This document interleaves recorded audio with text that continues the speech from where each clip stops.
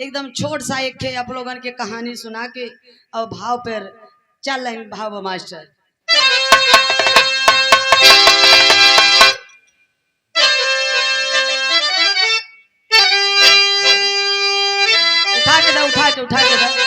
उठा के दे यार। अरे हर स्वर मांगे तो हारमोनियम हम बजाई तो इनकर वाला के बजाए बा इनकर भैया घरवा है वो काम करे कर।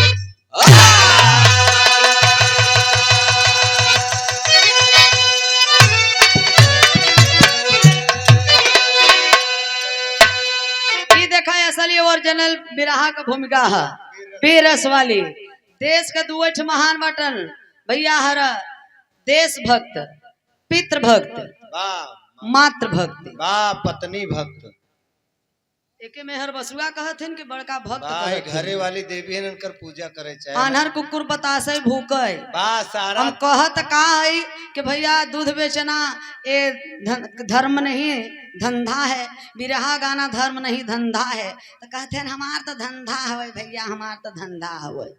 अरे यार सुन के कुछ बोला कर कि अगला आदमी का बोलत बा। भूमिका में कवि जी भाव लिखे हैं कैसे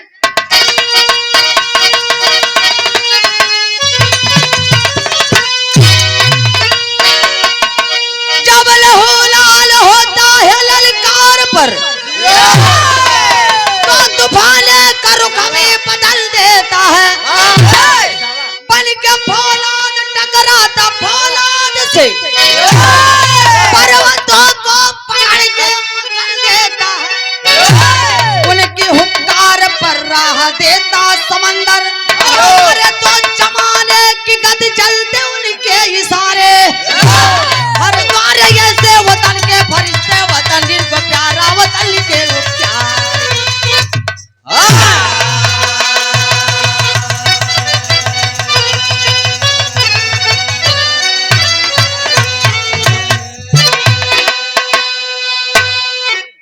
जितना बुजुर्ग गवैया रहन बाबू हरे अशब्द जुबान से कभी ना सुने। आज ये गवैयन पर अपने आप के खुद शर्म लगा था कि बाहर हमारे बीच में नहीं है जो चले गए बाहर भीष्म पितामह माने गए बलिया वाले परशुराम यादव जी कई बार कार्यक्रम हुआ बाहर ओ आशीर्वाद दिए ओ सम्मान किए। अभी कल नंदलाल रवि जी के साथ में गाजीपुर में कार्यक्रम था। बाहर काशीनाथ यादव एमएलसी साहब जिनके पास नंबर होगा बहुत से नेता के पास नंबर होगा आप बात कर लीजिएगा कि सरो सरगम किस कैटेगरी की है कलाकार और कैसी है वो घर से और परिवार से। ए बाबू अपने मुंह से हम अपन बड़ाई ना करत है बाहर है अंग्रेज बेचारे गए लेकिन कुछ दे के थाती गए तब वो गवैया गरी यही अंग्रेज सारे अब जे गरियाए से जे लूटे से जे लूटता फैलाई के कहथन के बभने के तू बोलावत ए नहीं पता ही नहीं बा के जौन महापातर बाभन हन गली गली घरे घरे घूमत हन फलनवा का बाऊ बीमार रहन मरन के नहीं जजमानी बदे धंधा है भाई वो तो धर्म नहीं है। हम सभी के लिए बोले कि वो धंधा है। क्या पंडित जात थोड़ी नहीं होता ज्ञानी को कहा जाता है। हमारे यादव समाज के भी पंडित हैं बहुत ब्याह शादी करवाना शुरू कर दिए हैं अपने कथा वार्ता में लग गए हैं। पासी समाज में भी हैं पाल समाज में भी हैं बड़े बड़े विद्वान हो गए हैं। बिहार में बहुत काफी लोग सुधर गए हैं। ए बाबू इतना ही नहीं इन भारत देश को बर्बाद करने के लिए अंग्रेज ने आए लूटने के लिए तहस नहस करने के लिए। हमारे बिरहे के शुरुआत में आखिरकार में इतने लड़ाकू थे मूल निवासी। अय अंग्रेज, ये भारत का ये क्या है? चट्टान है, विंध्या पर्वत का, मिर्जापुर का ये चट्टान है। कितना यहर से हवा चले ना, गंगा का लहर पुरवैया हवा कितना चले, तूफान चले तो काई पत्थर हिल जाए नहीं, अच्छा न एक रोमा न हिले टकराए। धन्य है गीदड़ के औलाद, गीदड़ नहीं लड़ेगा, जो शेर है वही शेर की लड़ाई लड़ेगा। बिरहा के शुरुआत में एक लाइन गजल का भाव मास्टर।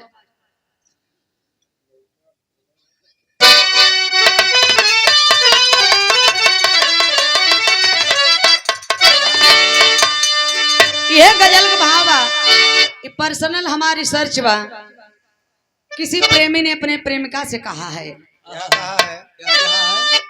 अल्लाह कसम खाती हूँ, कुर्बान कसम खाती हूँ, अल्लाह कसम खाती हूँ, कुर्बान कसम खाती हूँ, सच है यारो मोहब्बत की कसम खाती हूँ। अरे मोहब्बत करने वाले, आज के मोहब्बत तो करने वाले मोबाइल पर बात भवा दो चार बेरी के तुरंत यहाँ आओ भरद्वाज पार्क में। I love you my darling. No no no no no English, no English. मैं आपसे मिलना चाहता हूँ, आई मीट यू। बर्बाद करने वाले बेकाम होते हैं, प्यार करने वाले बेकाम होते हैं, प्यार में ही कदम रखते फट बदनाम होते हैं।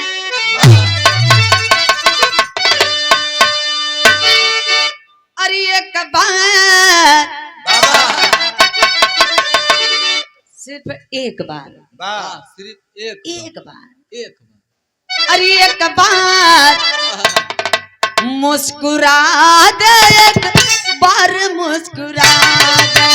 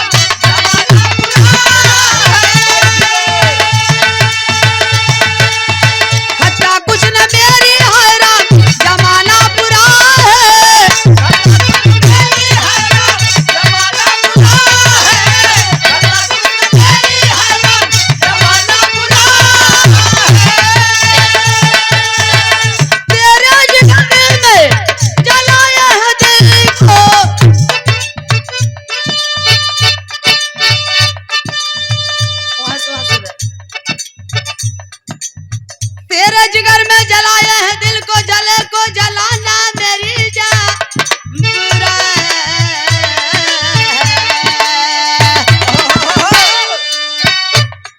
अरे ये घूंघट बाबा, कौन सा घूंघट? हो?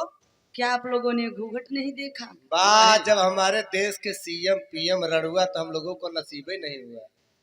अच्छा घूंघट नहीं देखे तो देखा है मुरचावा कभी हमार पिछौड़ी दे दा कैसन घूंघट होता, निकाल हम दिखा दे लोगन के देखे के ना बा।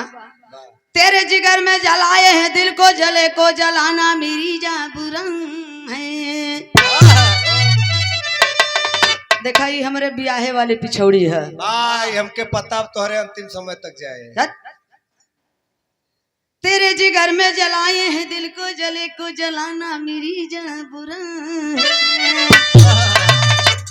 अरे ये घूंघट, कौन सा घूंघट? ए घूंघट, अरे ये घूंघट जरा हटा दे, बाल मुस्कुरा दे।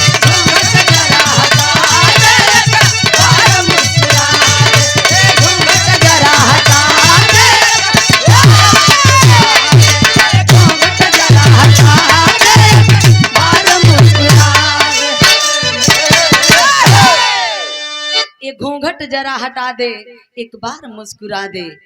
लेकिन कहा नाम बा, अरे बीरो कलिया, अरे बीरो कलिया मान यो सम्मान है झंडा।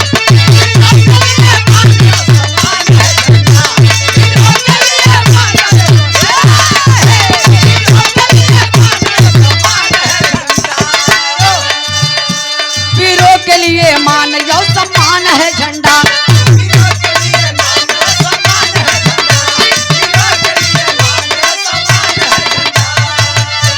वीरों के लिए अरे मान यो सम्मान है झंडा। अरे वीरों का इनकलाबियों का शान है झंडा। वीरों का इनकलाबियों का शान है झंडा।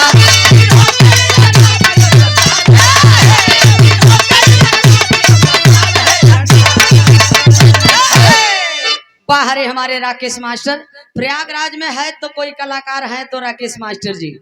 लेकिन भाई थोड़ा सा सेटिंग की बात होती है, थोड़ा सा आगे पीछे गड़बड़ाई जाते हाँ, अपन नहीं भरे के गलती ना निकालो। ए बाबू, वीरों के लिए माने और सम्मान है झंडा, वीरों के इनकलाबियों का शान है झंडा। कहानी है जैसे शुरुआत में मास्टर फरिया के जौहरी के भावा।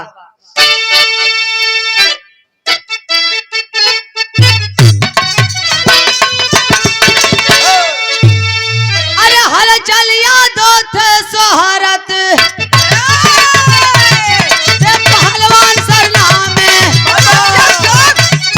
हामिद खान थे लाहर, भारत में रही गुलामी बिजनौर जिला के दोनों नरपुरा के वासी, कमिश्नर कलेक्टर गया गले की फांसी।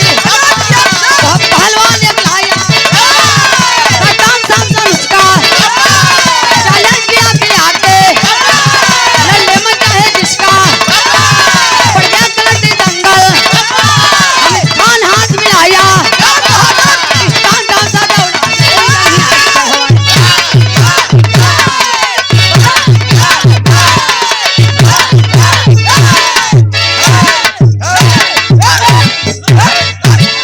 सही है मारत सही है, लेकिन कहीं कहीं छुछिया मार देत हुआ। ऐसे ही अपने घरवा में मारा था बेचारा। ए बाबू, बताया गया कि धरती माता गुलामी के जंजीरों में जकड़ी हुई थी। धरती माता जकड़ी हुई नहीं थी, मेरा समाज इन अंग्रेजों के गुलामी में बाबूजी जकड़ा हुआ था मेरा समाज। आखिरकार में उस समय देखा है इंदरपुर गांव का मिस्टर वर्ण कलेक्टर, इंदरपुर गांव का मिस्टर वर्ण कलेक्टर कलेक्ट्री में कुश्ती का दंगल रख दिया। अंग्रेजों का दलाल था, मुखबिरी करता था। और मिस्टर वन कलेक्टर कलेक्ट्री में कुश्ती का जब दंगल रख दिए तो वो एक अंग्रेज पहलवान ले आए भारत के धरती पर। उस अंग्रेज पहलवान का नाम था स्ट्रांग टॉमसन। अंग्रेजन का टेढ़ा ही नाम रहे, जैसे Lord Henry, George Bush, Bill Clinton, William Crookes. ए भैया, ए तने ना, जब स्ट्रांग टॉमसन भारत के धरती पे आया है अखाड़े में, चैलेंज कर दिया। है कोई बहादुर? है कोई? शरीरिया रच के देखा है, सिकिया पहलवान है। ए बाबू, अब चैलेंज कर रहा है अंग्रेज स्ट्रांग टॉमसन। और देखा है भारत का पहलवान हलचल यादव, उनकर एकदम प्रिय दोस्त हामिद खान जात का मुसलमान। दोनों जोने के तनी बेमिसाल दोस्ती बा, इतनी गजब का दोस्ती बा कि दोनों दोस्त ऐसे कुर्सी लगा के बैठल बाटन, कुर्सी लगा के बैठे हैं। जब अंग्रेज के बतिया सुनलन ए भैया, हामिद खान से बर्दाश्त ना भइल, कलना पट्टे आओ मिला ले। अरे बाप रे बाप, हलचल यादव का दोस्त हामिद खान अखड़वा में गईलन है, अंग्रेज से चौचा का हथवा मिला लेलन। जब मिला लिए तब अखड़वा में होत का बा मास्टर, भाग जाते हैं तब से इनकी है।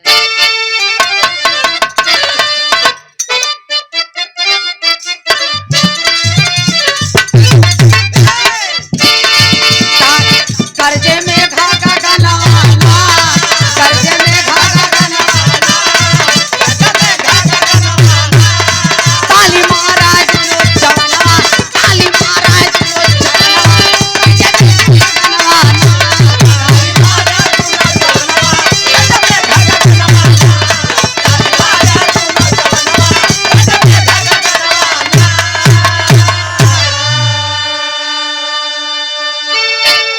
अरे लाद धोबिया पाटप हामिद मचा कैले सुफनवाना, मचा कैले सुफनवाना, पटकम सन को बलवाना, पटकम सन को बलवाना, कर्जे में घाघा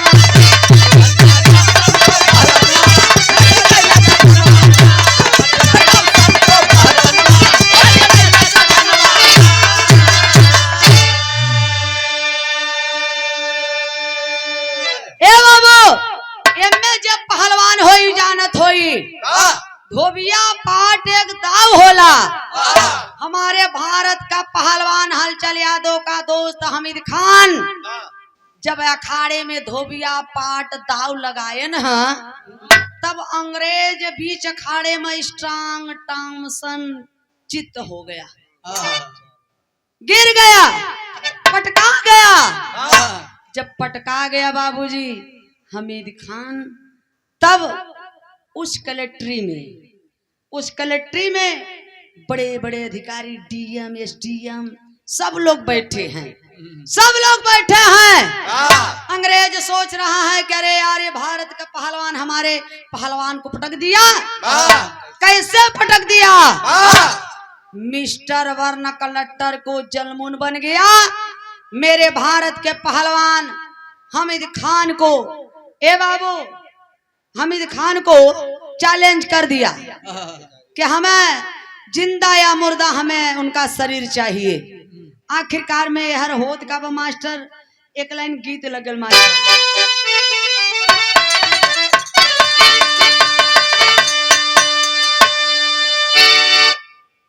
ये गीत के लाइन में स्वर्गीय रामदेव बाबू गाय के चला गए। बात तो हम गाय के चली कस रही जाती।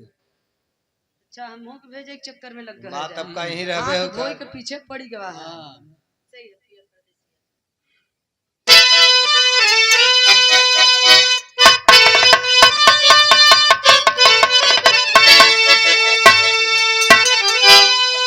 पिया परदेसिया न भावे अरे बिरही बनल बोस जर मोई उड़ी उड़ी जाल चरिया मोरा उड़ी उड़ी जाल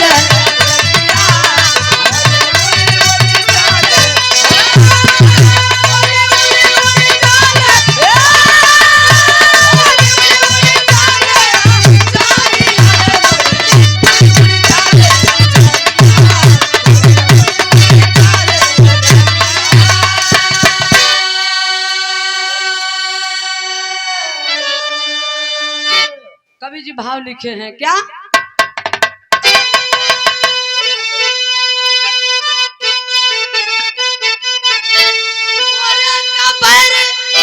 न जाने जमाना हामिद अच्छे पात्रंत कारी अरे चाहिए हमारा चाहिए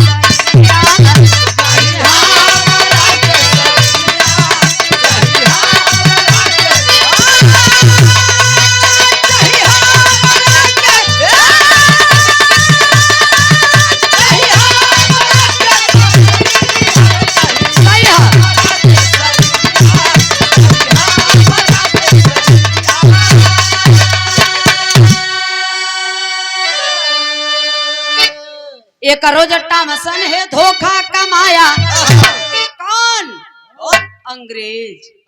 एक रोज टामसन है धोखा कमाया अब भूख तलवरिया हामिद को मुआया।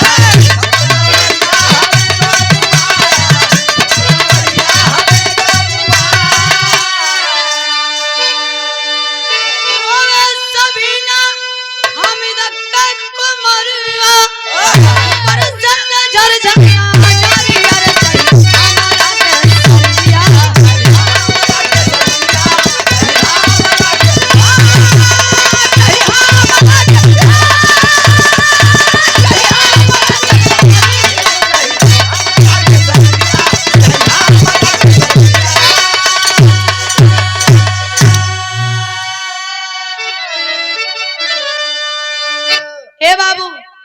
अंग्रेज स्ट्रांग टॉमसन ने चैलेंज कर दिया कि हमीद खान का शरीर हमें चाहिए जिंदा या मुर्दा। एक दिन बाबूजी अंग्रेज ने धोखा कमा गया। धोखे में हमारे भारत के पहलवान हमीद खान को बाबूजी तलवार भोंक के मुआ दिया। अंग्रेज तलवार भोंक के जब मुआ दिया तो हमीद खान तो मर गए, लेकिन हलचल यादव उनका दोस्त तो जिंदा न बाटन। हलचल यादव ने अंग्रेजों से चैलेंज कर दिया, आए अंग्रेज, अरे कमीना, अरे हरामजादा, करे हमरे दोस्त का तो जनवा ले ही ले हला सा, मगर कम से कम हौलसिया लियावा हमके दा। हलचल यादव वारिसदार बनकर अपने दोस्त हमीद खान का लाश लिए और दफन करवाए और कब्र की मिट्टी माथे में लगाकर कसम खाए। हलचल यादव क्या कसम खाए मास्टर टेरी भाई?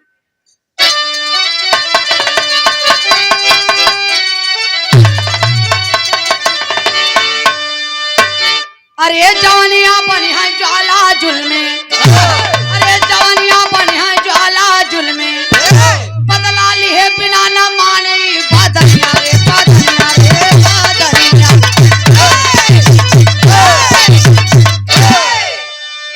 बदला लिए बिना न मानी बदनिया, जवानिया बनी है ज्वाला जुल्मे। हलचल यादव कसम खा गए अंग्रेजों से अपने दोस्त का बदला लेने के लिए। अब अगले साल देखें वही कलेक्ट्री में वही मिस्टर बन कलेक्टर अगले साल करता है क्या?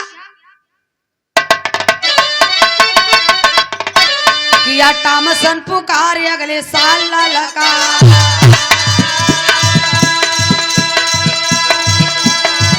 किया टॉमसन पुकार अगले साल ललका।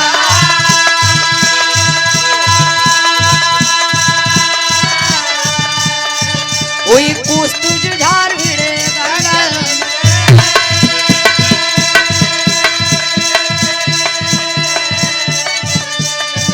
गुजी भारी चितकार हुए सीने पे सवार,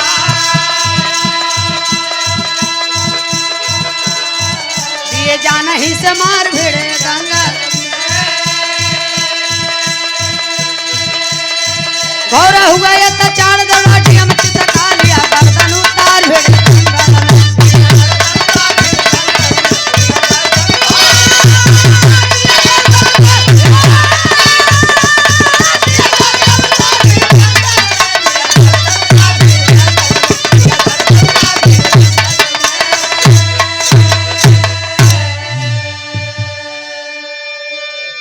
ए बाबू अब देखा है अगले साल वही मिस्टर बन कलेक्टर उसी कलेक्ट्री में दोबारा जब कुश्ती का दंगल रख दिया तो दोबारा अंग्रेज चैलेंज कर रहा है।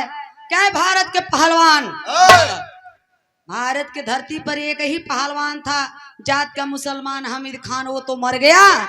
अब देखते हैं कौन अंग्रेज से टकराएगा। वो कलेक्ट्री में तो हलचल यादव कसम खाई के न बैठल बाटा।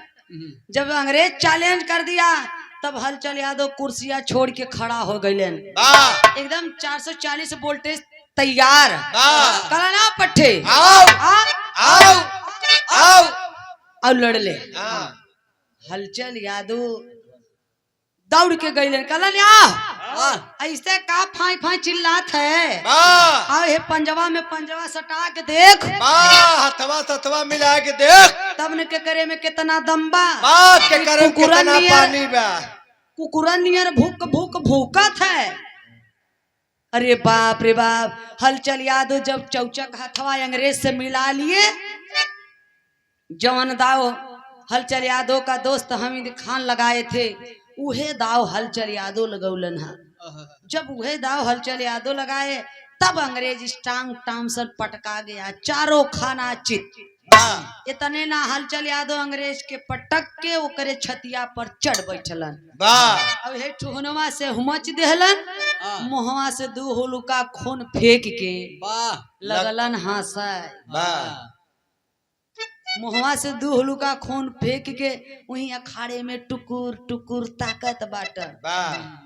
अब जाई कि तब जाई, लगत आज सवेरे ही जाई, लेकिन जाई जरूर, जाई जरूर। आखिरकार में धीरे धीरे धीरे धीरे उसी अखाड़े में खून से लथपथ, मुंह से खून आवत बा, दम को तोड़ दिया बाबूजी अंग्रेज स्ट्रांग टॉमसन। जब अंग्रेज स्ट्रांग टॉमसन मर गया तो उस कलेक्ट्री में डीएम, एसडीएम, डीआईजी, आईजी, अंग्रेज के बड़े बड़े अधिकारी, ब्रिटिश हुकूमत थी बाबूजी, सब लोग बैठे हैं उस कलेक्ट्री में। लेकिन जो अंग्रेज का डीएम था इस सदमा को सह नहीं पाया कि मेरी अंग्रेज पहलवान को पटक दिया। वो भी जान चली गई, कैसे ये भारत का पहलवान पटक दिया। ये बाबू वही क्रोध गुस्सा में अंग्रेज का डीएम उठाया है तलवार, तलवरिया लेकर धीरे धीरे धीरे धीरे भाजत भाजत भाजत भाजत अखड़वा में गईलन है बाबूजी। वो अंग्रेज के डीएम तलवरिया से पिछवा से हलचल यादव का है गर्दनमा उतार ले लेना, गर्दनमा उतार के वही तलवरिया पर खोज के पूरे कलेक्ट्री में भाजत बटन। वो अंग्रेज का डीएम हलचल यादव का गर्दनमा कैसे भाजत बाबू, कवि जी भाव लिखे हैं।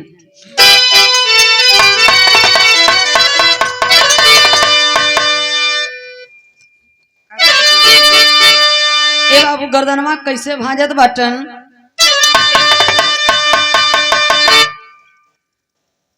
तर्ज के लाइन बा, लाली रंगा लाली रंगा ओढ़ के चुनरिया ससुरारी जाली लाली रंगा ओढ़ के चुनरिया ससुरारी जाली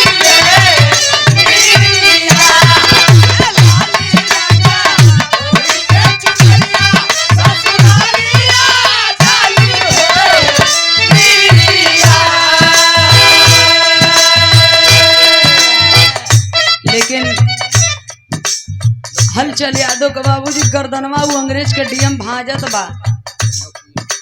नोकिया पे हाय नोकिया पे टंगले मौरिया तलवारी भाजे बाबिया, नोकिया पे टंगले मौरिया तलवारी भाजे बाबिया,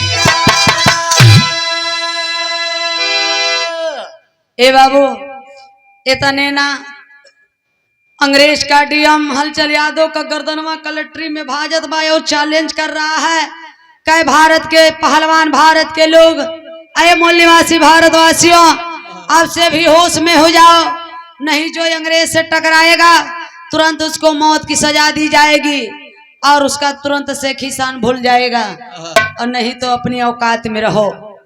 ये बाबू मालिक का मर्जी देखा है, हलचल यादव भी मर गए, हलचल यादव का दोस्त हमीद खान भी मर गए। ए बाबू मर गए लेकिन भगवान देखें मालिक का मर्जी। आखिरकार में हलचल यादव के पास एक लौता बेटा था, वो बेटवा का नाम था बाबूजी शंकर, और हमीद खान के पास एक ही बिटिया थी, वो बिटिया का नाम रहा बाबूजी सबीना। दोनों टूर छोटे छोट बाटन देखें, दोनों अपने पापा का याद कर करके दोनों शंकर सबीना रोवत बाटन।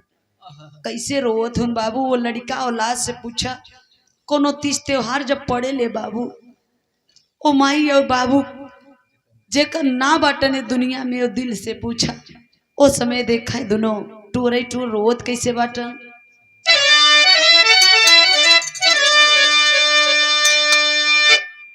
शंकर ललनवा कर बरस नयनवा हो रोवली सबीना नहीं सुझला डगरी कौन ही डरिया पे हई बैठी चिड़ैया कौन किनारे लागे हमारो नावरी छोड़ के पराई गईला मोहे बेरहनिया के भैलिया नाथ आज तोहारी कुमारी पापा अब्बा के मुँह लेकर गम भूली गईली हो अब्बा से प्यारी पवाली तुहरी बाखरी सबीना रोवत बा आँखी से आंसू झरझर झरझर गिरत बा कतबा कि पापा अब्बा के मुँह ले तक गम भूल गईल पापा लेकिन तोहरे मुँह ले के गम ना भूलत बा ई हवेली का होई पापा अरे पापा जौने डरिया पे चिड़ैया बैठत रही पापा उ त डरिया कटी गईल पापा अरे बाप रे बाप सबीना के आंखें में जब आंसू देखा है शंकर डांट के बोला करी पगली तू रो रही है रोने से काम नहीं चलेगा तेरा भाई अभी जिंदा है शंकर बोला सुन रे बहना शंकर बोला सुन रे बहना हमें आंसू नहीं गिराना है बाबुल का बदला जल्दी ही एटीएम से हमें चुकाना है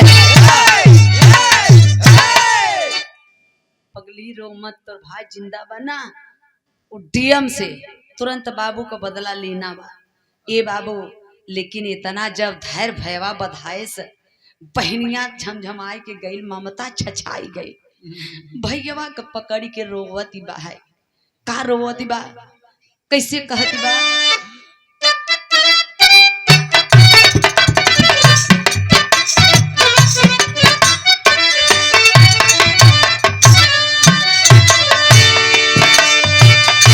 एक हमरे मिर्जापुर के माई बहन गावले का गावत थे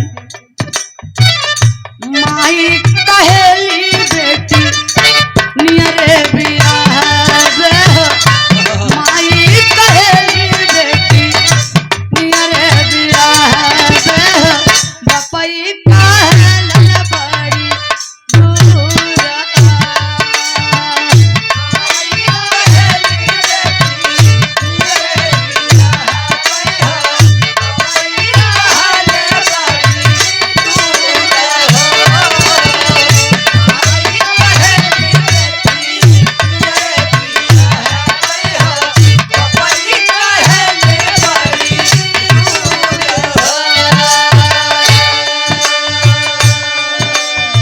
बहनिया सबीना कतबा के भैया हमें सुना एक चीज के सिर्फ चिंता बा पंगा पकड़ के रोवे लागल बहनिया पंगा पकड़ के रोवे लागल बहनिया लइले ताया रे पा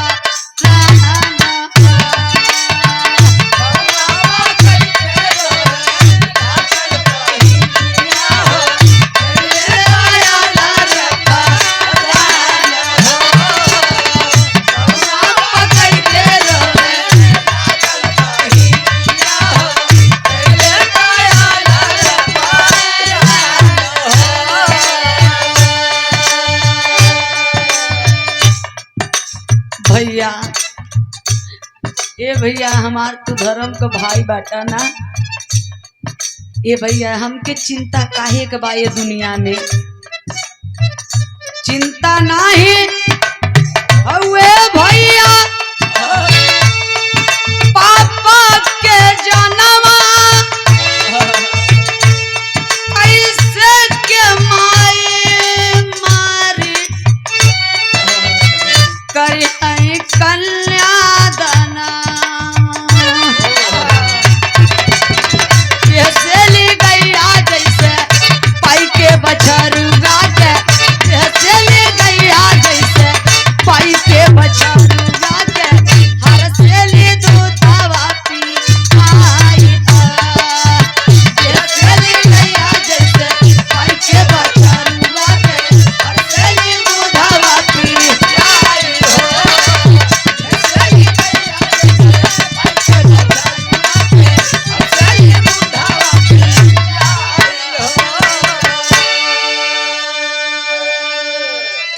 ए बाबू जैसे गैया बछरुआ के पावे दूधवा पियाई के खुश होले छतिया से लगाई के, ओइसे बाबूजी बहनिया सिनेमा से सिनेमा लगाई के दुन रोवत बाटन शंकर सबीना टूअर रोवत हुआ।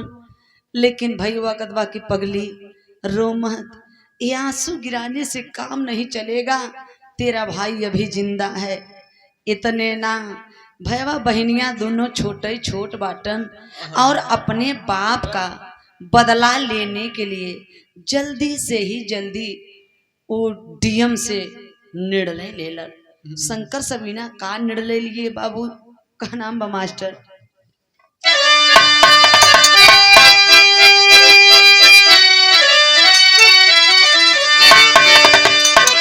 कई सबीना डीएम के दुआरिया पर आइल बा, कई सबीना डीएम के दुआरिया पर आइल बा, और साहब हमके दई दवा नौकरिया पर आइल बा।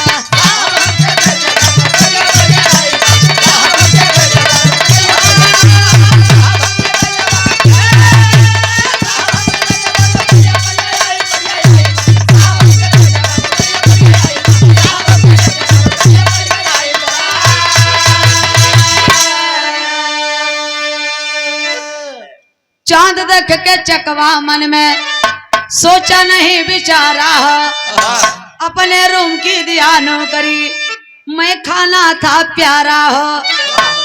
संपत बन के शंकर किया पुतरिया पर आइल बा, और माली जैसे सीजब फुलवरिया पर आइल बा। शंकर सबीना दोनों गैलन है। ए भैया ए का कह चुतिया उतिया समझे है का एकदम बंद हो गया।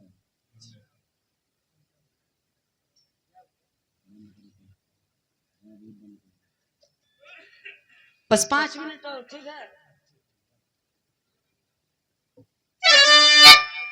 ए बाबू इतने ना शंकर सबीना सोचत बटन हमारे पास खुद इतना समय नहीं है कि हम अपना समय फालतू करें पैसा के लिए। छोड़िए सब कुछ बातचीत होता है, नहीं आप कमेटी के लोग यही कहेंगे कि भैया कार्यक्रम लिख करके नहीं आई। मैंने बताया ना कि आज मैं हंस रही हूँ, वो हमारे दिल से पूछे आज का रात पता नहीं हमारे लिए क्या है। हमें तो ये पता है कि हमारा दादाजी इस दुनिया में नहीं है, लेकिन हमारे शंका है कि मेरी माता भी दुनिया में नहीं है।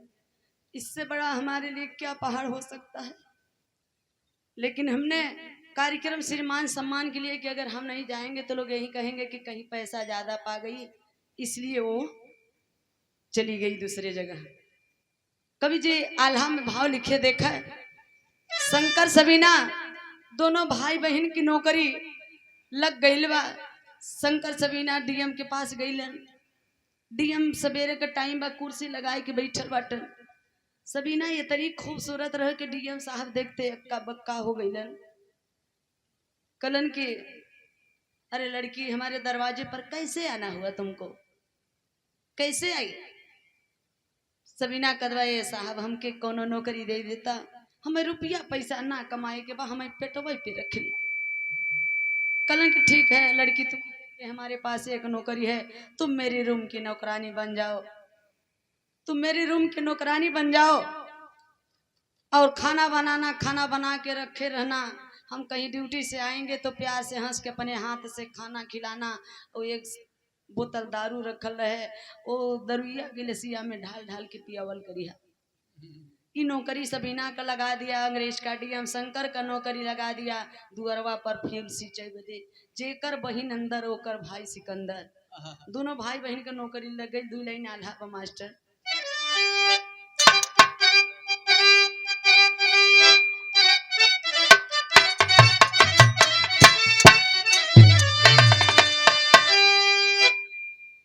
रोवेले सबीना जैसे जैसे जे कर मौत वो के वैसे नचावे ये भैया।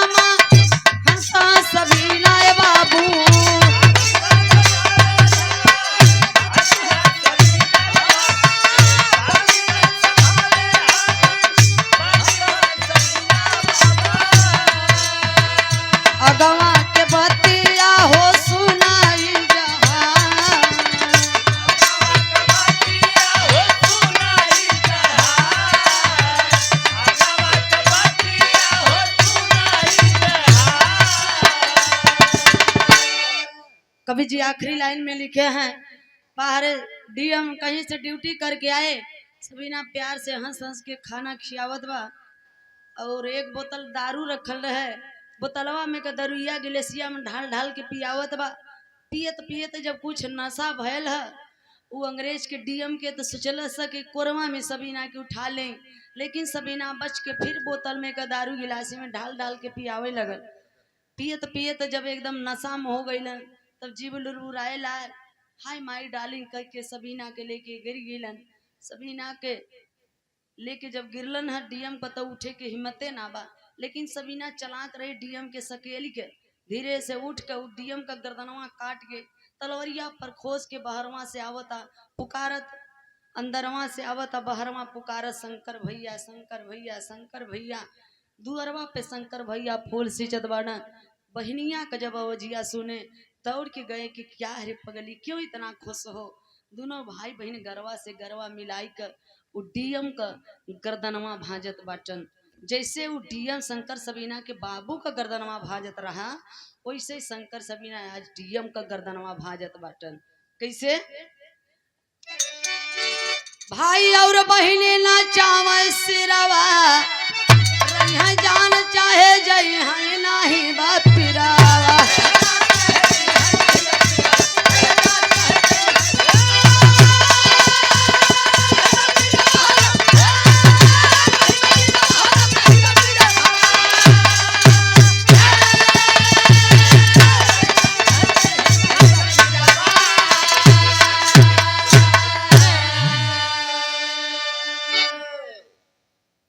धन्य है बाहरे शंकर सबीना, भगवान जी के बेटवा दें शंकर जैसन और जी के बिटिया दें बाबू है सबीना जैसन। यहीं से विरह का आखिरी लाइन है हमारा, यहीं से समापन है। कमेटी के भाई लोग अगर थोड़ा सा भी दया दृष्टि हो तो हमें आप लोग छुट्टी दे देंगे तो बहुत अच्छा रहेगा, क्योंकि ये दूध लाश हमारे घर में है और हमारे कलेजा पर वो बीत रहा है कि हम क्या बताएं, कितना दुख हमें आप लोगों से बताऊं। लेकिन आज दुख सबसे बड़ी चीज यही है कि आज के बाद हमको कभी ये मत कहना कि सरो सरगम जी वो कजरी एक गा दीजिए, 80 गज की तेरी रुमलिया कहाँ भूलवैला ये बालम। हम पहले बता देते थे गाने के पहले कि जो सरो सरगम को पैदा, जहाँ से सरो सरगम पैदा हुई है वहीं से एक गीत पैदा हुआ है। जहाँ जो सरो सरगम को पैदा की थी वहीं माँ ने ये गीत पैदा किया था, इसलिए अब हमारे लिए ये गीत भारी पड़ जाएगा। बहुत बहुत धन्यवाद। जय भीम, जय भारत।